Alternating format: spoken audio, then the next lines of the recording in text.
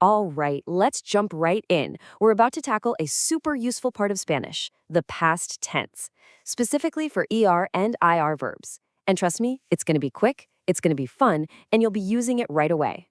So, you want to say something like, I ate, or she wrote in Spanish? How do you do it? For things that are totally done and dusted. Well, stick with me for just a couple of minutes because we're about to crack that code. And spoiler alert, it is way easier than you probably think. All right, let's get into it. Think of this as your mission for the next few minutes. Your goal? To lock down a key piece of Spanish grammar that'll let you talk about the past like a pro. So here's the game plan. It's super simple.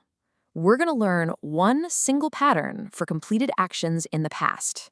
And then, and this is the best part, we're going to test that new skill right away. No waiting around. Okay, let's get to the good stuff, the secret sauce, if you will. Because the beautiful thing about this is how simple it is. There's one key piece of information that makes this whole thing click. And here it is. This is the secret. In this past tense, the preterite, regular verbs ending in ER and IR, they share the exact same endings. Let that sink in. You don't have to memorize two different sets of rules. It's a 2-for-1 deal, an absolute game changer. So this right here, this is your toolkit, your secret weapon. Just 5 little endings. For yo, you got E. For tú, it's iste. Él, ella, or usted gets io. Nosotros, we get imos. And for ellos, ellas, or ustedes, it's ieron. That's it. You memorize these 5, and you've just unlocked the past tense for a ton of verbs. All right. Theory is great, but let's see how this thing actually works in the real world.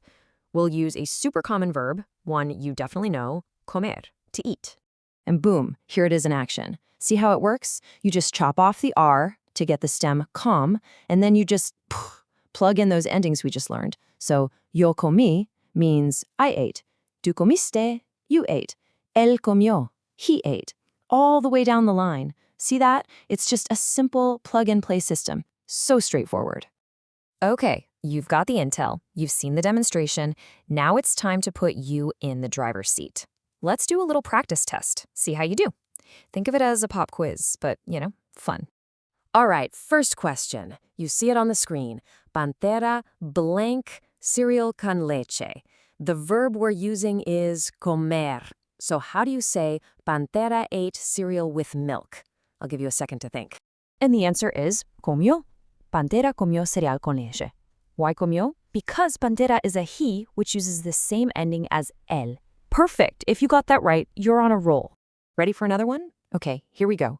El hombre y la mujer blank, huevos. Still using the verb comer. What goes in the blank? Take a moment. Okay, time's up. The answer is comieron. El hombre y la mujer comieron huevos. Why? Because the man and the woman is plural. It's they, right? So we use the ellos ending. Nice work. All right, let's switch it up. New verb vivir, which means to live. Now remember the secret agent intel I gave you? This is an IR verb, but the endings are exactly the same. So have a look. Ayer, ellos blank en esa casa. What do you think? And you got it. Vivieron. Ayer, ellos vivieron en esa casa. See? The ellos ending yeron works just the same. It's the same pattern, different verb. It's really that simple. You're crushing this.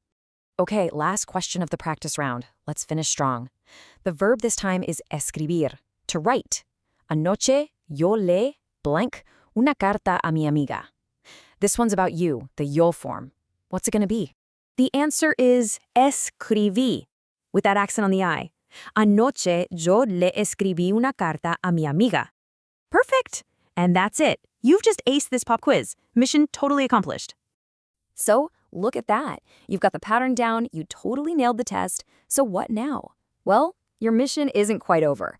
Now it's time to take this from just practice to real-life skill. Here is your next mission, if you choose to accept it. I want you to come up with, say, 10 new sentences about things people did. Think about your family, your friends. What did they do yesterday? Then answer those questions using the pattern we just learned. This is how you really make it stick, by making it personal. So I'll leave you with this one final thought. You now have this awesome tool for talking about the past in Spanish. So what are you going to describe first? What's the first story you're going to tell? Go on, give it a try. The past is yours to talk about. Happy practicing.